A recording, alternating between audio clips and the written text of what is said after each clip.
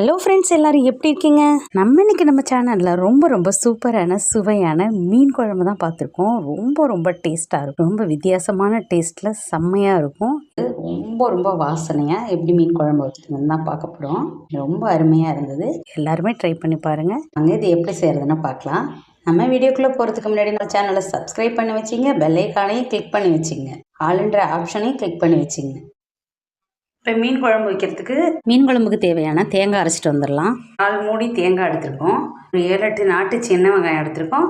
ஒரு table spoon சோம்பு எல்லாத்தையும் மிக்ஸி ஜாரில் நல்லா அரைச்சிட்டு வந்துடலாம். ரொம்ப குறப்பாகவும் இல்லாமல் ரொம்ப நைஸாகவும் இல்லாமல் இந்த பதத்துக்கு அடித்து வச்சுக்கலாம். இந்த மாதிரி பதத்தில் அடித்து ஒரு ஓரமாக எடுத்து வச்சுருவோம். ஒரு 75 கிராம் புளி எடுத்து தண்ணியில் ஊற வச்சுருக்கோம். உங்கள் புளிப்புக்கு தகுந்த மாதிரி புளி எடுத்துங்க. எங்கெல்லாம் புளிப்பு காரம் சொல்லியிருக்கோம், உங்களுக்கு தகுந்த மாதிரி கூட்டி குறைச்சி சேர்த்துங்க. ஒரு ஓரமாக வச்சுக்கலாம். மிக்ஸி ஜாரில் 2 பெரிய தக்காளி கட் பண்ணி போட்டிருக்கேன். ஓரப்பாக அரைச்சி எடுத்துகிட்டு வந்துடுவோம். இந்த மாதிரி அரைச்சி எடுத்துக்கலாம்.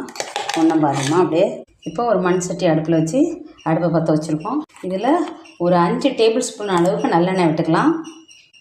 5 டேபிள் ஸ்பூன்னா ஒரு 50 நல்லெண்ணெய் வரும். அந்த அளவு இதில் விட்டுக்கலாம். இப்போ இதில் ஒரு 1/2 டேபிள் ஸ்பூன் வெந்தயம், ஒரு பிஞ்ச் ஜீரகம் போட்டுக்கலாம். இப்போ ஒரு 150 கிராம் சின்ன வெங்காயம் எடுத்து நாட்டு வெங்காயம் கட் பண்ணி வச்சுருக்கேன். இதையும் உள்ளே சேர்த்துடலாம். வெந்தயம் நல்லா செவந்ததுக்கப்புறம் போடணும். இது வதங்கிறதுக்காக கொஞ்சம் கல் உப்பு போட்டுக்கலாம்.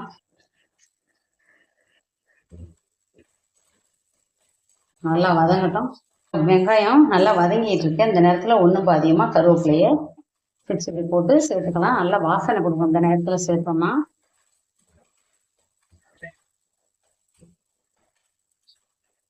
இன்னும் கொஞ்சம் வதங்கணும்.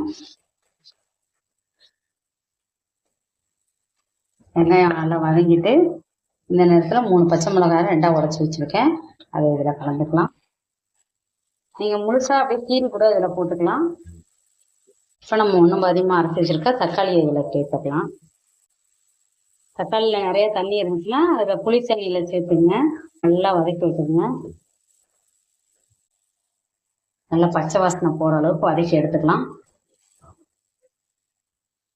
அதில் உள்ள தண்ணியெல்லாம் வற்றி வந்துட்டு தக்காளியில் உள்ள தண்ணியெல்லாம் இப்போ 1 டேபிள் ஸ்பூன் மஞ்சள்தூள் போட்டுக்கலாம். 1 டேபிள் ஸ்பூன் மிளகாத்தூள், உங்களுக்கு காரத்துக்கு தகுந்த மாதிரி மிளகாத்தூள் போட்டுக்குங்க. இப்போ நல்லா கலந்து விட்டுடலாம். இந்த நேரத்தில் கலந்தால் நல்லா கலராக இருக்கும் குழம்பு.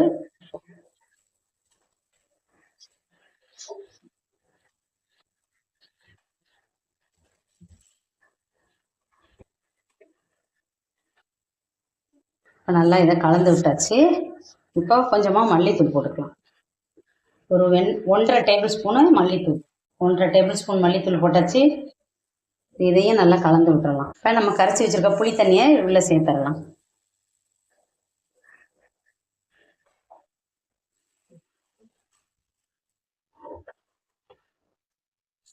இப்போ இதுக்கு தேவையான அளவு உப்பு சேர்த்துருவோம். வெங்காயம் வதக்கும் போது உப்பு போட்டிருக்கோம். இப்போ ஒரு டேபிள் ஸ்பூன் உப்பு போட்டுக்கலாம். கல் உப்பு போட்டு நல்லா கலந்து விட்டுருங்க.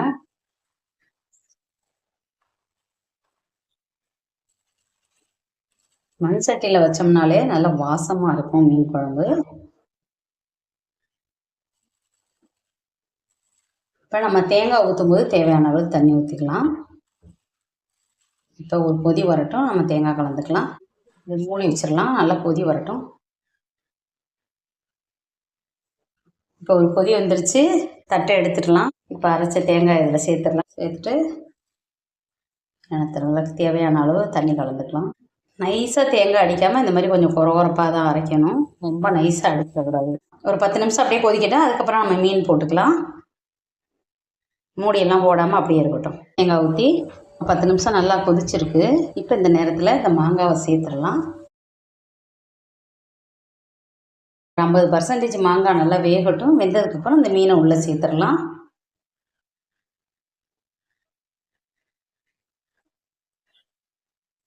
உங்களுக்கு மாங்காய் பிடிக்காதுன்னா நீங்கள் ஸ்கிப் பண்ணிக்கலாம். மாங்காய் போட்டு வச்சோம்னா அந்த குழம்பு ரொம்ப வாசமாக இருக்கும். இப்போ மாங்காய் அரைப்ப தான் வெந்துருச்சு. ஒரு 1/2 கிலோ மீனை மஞ்சள் போட்டு கழுவி எடுத்துருக்கோம். இதில் அப்படியே குழம்புல சேர்த்துடலாம்.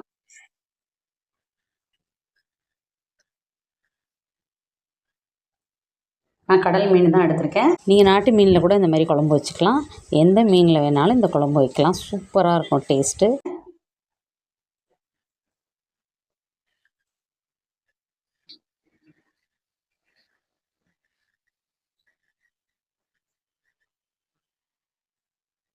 மீன் நல்லா கொதி வரட்டும்.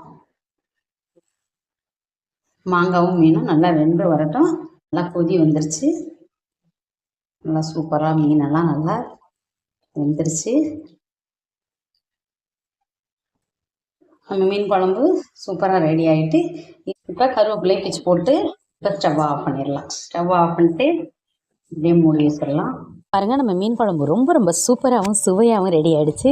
ரொம்பவே சுவையாக இருக்கும். எல்லாருமே ட்ரை பண்ணி பாருங்கள். உங்களுக்கு பிடிச்சிருந்துச்சுன்னா லைக் பண்ணுங்கள், ஷேர் பண்ணுங்கள், கமெண்ட் பண்ணுங்கள். சேனலை சப்ஸ்கிரைப் பண்ணி வச்சுங்க. பெல்லைக்கானையும் கிளிக் பண்ணி வச்சுங்க. ஆல் என்ற ஆப்ஷனையும் கிளிக் பண்ணி வச்சுங்க.